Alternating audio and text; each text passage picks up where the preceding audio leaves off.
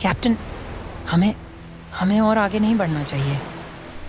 1 अक्टूबर 2015 की रात अल फैरो समुद्र में आगे बढ़ रहा था। ये एक अमेरिकन मर्चेंट वेसल था जिसे प्यूर्टो रिको पहुंचना था। लेकिन अगले दिन 2 अक्टूबर की सुबह मियामी कोस्ट गार्ड के डिस्ट्रिक्ट 7 ऑफिस में एक इमरजेंसी कॉल आता है जिसमें बताया गया कि अल फैरो गायब हो चुका है। इस पर 33 लोगों का एक क्रू था और ये असंभव प्रतीत हो रहा था कि स्टील से बना इतना बड़ा जहाज गायब हो गया। और फिर शुरू हुई खोज अमेरिकन इतिहास में पिछले 30 सालों में घटे सबसे बुरे समुद्री हादसे की। ये ऐसी दुर्घटना थी जिसे टाला भी जा सकता था, पर शायद कप्तान ऐसा नहीं चाहते थे।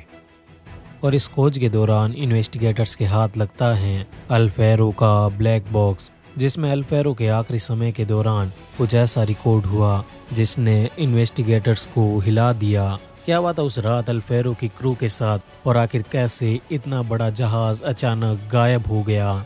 ये कहानी है दैत्याकार अल फैरो की। स्वागत है आपका साइनों पर। लगभग 32,000 टन वजनी और 240 मीटर लंबा अल फैरो एक कंटेनर शिप था जिसके शुरुआती 39 साल अलास्का के बेहद मुश्किल हालातों में गुजरे थे, जहां पर इसने कई बड़े बड़े मिशंस को अंजाम दिया।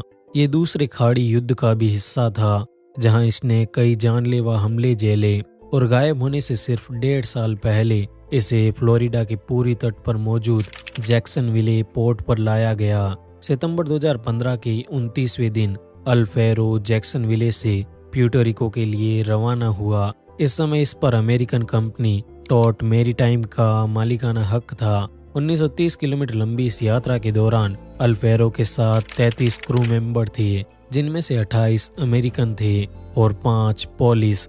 सफर के दौरान अल फैरो की कमान 53 वर्षीय कैप्टन माइकल डेविडसन के हाथों में थी। कैप्टन डेविडसन ने अपने जीवन का अधिकतर समय समुद्र में बिताया था, इसलिए उन्हें अपने काम में अच्छा खासा अनुभव था। सेकंड ऑफिसर के तौर पर डैनियल रंडोल्फ जहाज पर मौजूद थी और उनके साथ सीमैन जैक जैक्सन भी थे, जिन्हें लगभग 30 सालों का अनुभव था।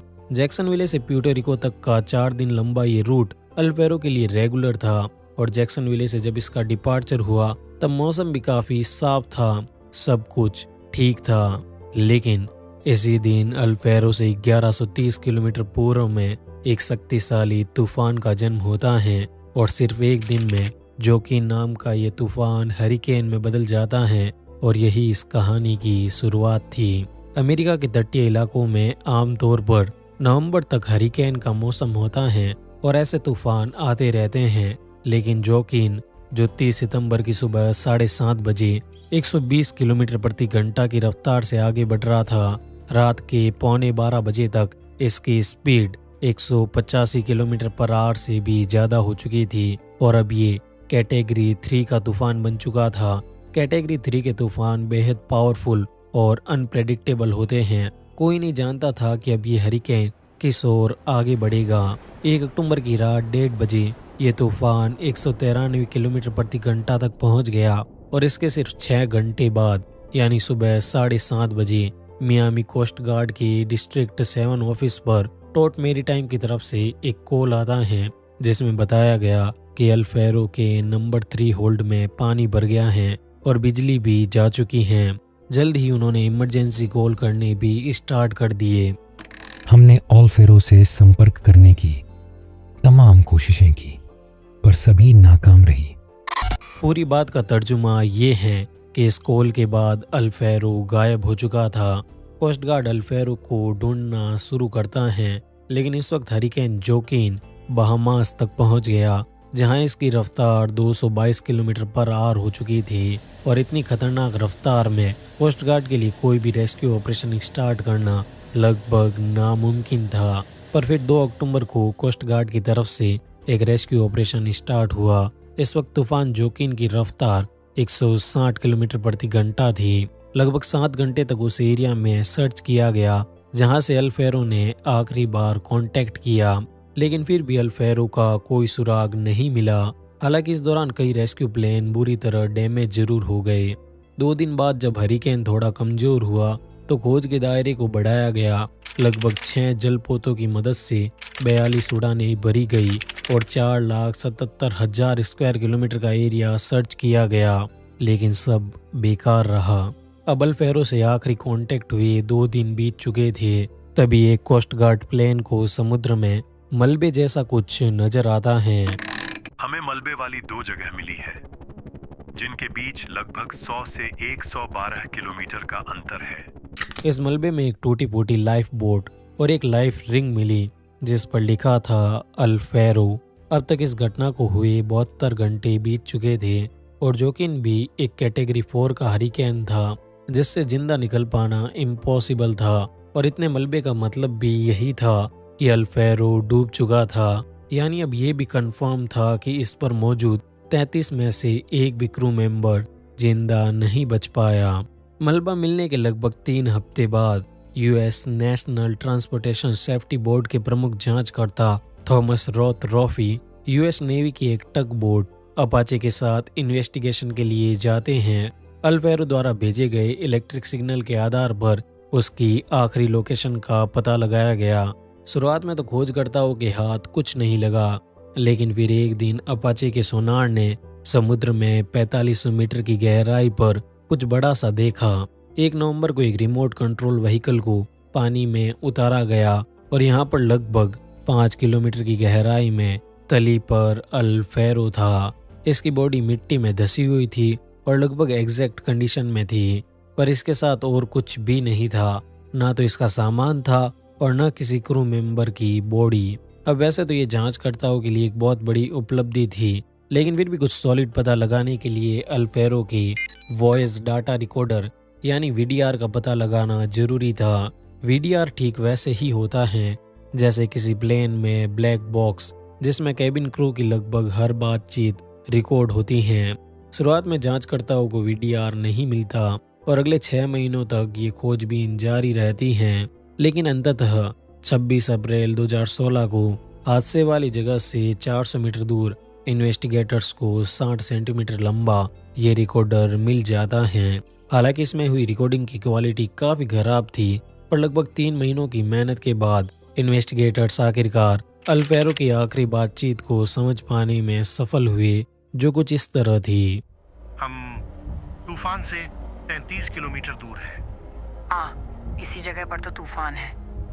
कैप्टन सभी को कह रहे हैं कि ये तूफान तो खतरनाक नहीं है, ये बहुत गंभीर नहीं है, इसमें तो ज़्यादा तेज़ हवाएं भी नहीं है, ये तो कुछ भी नहीं है। पर कप्तान जानते हैं कि वह गलत है। ये रफ्तार हमें मार डालेगी। कप्तान को रास्ता बदल देना चाहिए था। इस बातचीत के बाद अब यहाँ सवाल ये खड़ा होता है कि आखिर क्यों कैप्टन डेविडसन अल फैरो को सीधा हरिकेन की तरफ ले गए और हकीकत में इस जहाज के साथ हुआ क्या था। लगभग 10 महीने तक अल फैरो के वीडीआर के एनालिसिस और इसके फॉर्मर कैप्टन जैक हर्न की मदद से नेशनल ट्रांसपोर्टेशन सेफ्टी बोर्ड ने इस हादसे की कड़ियां जोड़नी शुरू की, जिसके मुताबिक जब अल फैरो दक्षिण में प्यूर्टो की तरफ आगे जा रहा था, तब इसके टेल पार्ट पर मौजूद टेलीकम्युनिकेशन पोर्ट पर लगातार वेदर इंफॉर्मेशन रिसीव हो रही थी और इसी इंफॉर्मेशन के आधार पर क्रू मेंबर्स आगे का प्लान बनाते थे। 30 सितंबर की शाम लगभग 5 बजे जैक्सनविले से निकलने के एक दिन बाद नेशनल हरिकेन सेंटर द्वारा अल फैरो के क्रू को हरिकेन जोकिन का पूर्वानुमान भेजा गया।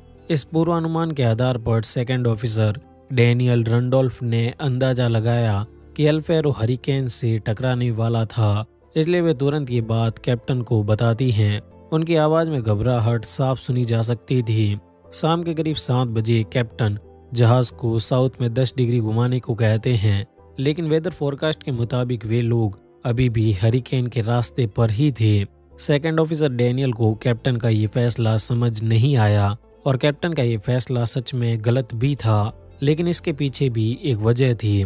दरअसल कैप्टन को भी क्रू की तरह हर वक्त वेदर फोरकास्ट मिलता रहता था, लेकिन उन्हें ये डाटा क्रू की तरह सेट सी सिस्टम से नहीं बल्कि bone voice weather data system यानी बीबीएस के थ्रू मिलता था और बीबीएस की ये वेदर रिपोर्ट सिर्फ कैप्टन के ईमेल एड्रेस पर ही आती थी, इसलिए शिप क्रू को इस फोरकास्ट का कोई अंदाजा नहीं था। रात को 8 बजे कप्तान केबिन में चले गए उन्हें यकीन था कि वे बिल्कुल ठीक रास्ते पर हैं। अगर उस वक्त कैप्टन चाहते तो वे रास्ते में किसी आइलैंड पर रुककर तूफान के गुजरने का इंतजार भी कर सकते थे, पर उन्होंने ऐसा नहीं किया। रात के 11 बजे एक और क्रू मेंबर कैप्टन से कहता है कि क्यों ना वे लोग रास्ता बदलकर आइलैंड्स के पीछे शरण ले, लेकिन कप्तान नहीं माने। कैप्टन, क्यों ना हम तूफान के गुजरने का इंतजार करें। फिर रात को 1:20 पर डैनियल कैप्टन को कॉल कर रास्ता बदलने की रिक्वेस्ट करती हैं, लेकिन इस बार भी कैप्टन ने इनकार कर दिया। कैप्टन, क्यों ना हम रास्ता बदल ले। शिप पर मौजूद हर क्रू मेंबर जानता था कि कप्तान उन्हें सीधे हरिकेन की तरफ ले जा रहे हैं, पर कोई भी उन्हें मना नहीं सका। लेकिन अब सवाल यह है कि आखिर इतनी रिक्वेस्ट के बाद भी कैप्टन डेविडसन ने क्रू की बात क्यों नहीं मानी। अगर वे कुछ समय रुक जाते तो उनका क्या जाता। तो इसका जवाब ये है कि कैप्टन डेविडसन के आगे बढ़ने के पीछे 2 कारण थे। पहला तो ये था कि एक मालवाहक जहाज यानी मर्चेंट वेसल पर समय सीमा की सख्त पाबंदी होती है, उसे किसी भी हालत में टाइम पर पहुंचना होता है। और दूसरा ये कि अगर वे तूफान के पीछे पीछे चलते तो तेज हवाओं से उनकी स्पीड मेंटेन रहती और फ्यूल कम खर्च होता। 1 नवंबर की सुबह तकरीबन 4 बजे कैप्टन ब्रिज पर लौटे। उन्होंने कई बार कहा कि वे तूफान के पिछले हिस्से में हैं। वे शायद एक शाम पहले मिली बीवीएस रिपोर्ट के आधार पर ये सब कह रहे थे, पर उनकी ये रिपोर्ट गलत थी। हकीकत में अल्फेरो हरिकेन जोकिन के केंद्र से सिर्फ 40 किलोमीटर पूरब में था। इस समय समुद्र में मौजूद दूसरे जहाजों ने या तो अपना रास्ता बदल लिया या फिर कई शरण ले ली, पर अब अल्फेरो सीधा तूफान के केंद्र की तरफ आगे बढ़ रहा था। 1 अक्टूबर की सुबह तक ये तूफान अपनी चरम शक्ति पर पहुंच चुका था। अल्फेरो को 112 किलोमीटर पर आवर की रफ्तार से चलने वाली हवाओं का सामना करना पड़ रहा था, जिससे ये एक तरफ 15 डिग्री झुक गया और इसका निचला हिस्सा पानी में डूब गया। सुबह लगभग 4:45 बजे सीमैन फ्रैंक हैम को शिप के मैनुअल कंट्रोल के निर्देश दिए गए। कैप्टन ने जहाज को हवा की दिशा में रखने का आदेश दिया।